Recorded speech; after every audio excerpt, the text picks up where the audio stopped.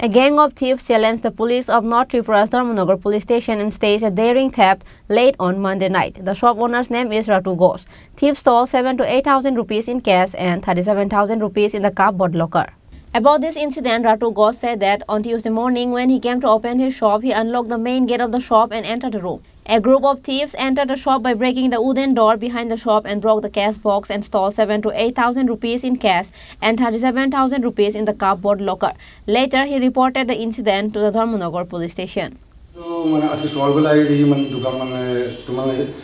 সামনের দিক দিয়ে ভালো পিছনে এই দিকে আসতে ভাঙ্গা কেশ বাক্স ভাঙ্গা গদি যদি আগুয়াই আলমারিটারে আসতে ভাঙ্গিয়া যা টাকা পয়সা আছে সব নিয়ে গেছি কেশ বাক্সের মধ্যে আসছিল প্রায় প্রায় 7,000 টাকা আমার আলমারি মধ্যে আসছিল 37,000 টাকা ওটি নিয়ে গেছি ভাঙ্গি সব কোন দিকে ঢুকছে চোরটা? ঢুকছে ছাত্র উপর দিকে।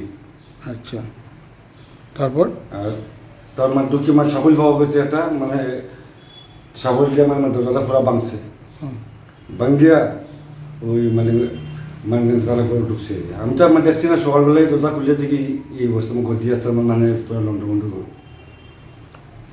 পিছনের দরজাটা কাঠেরই ছিল? পিছনের দরজা কাঠের ছিল, এটা ভাঙছে সাফল দিয়ে ভাঙ্গিয়া। কি নাম আপনার? Khorang. Bureau Report, Chini Khorang.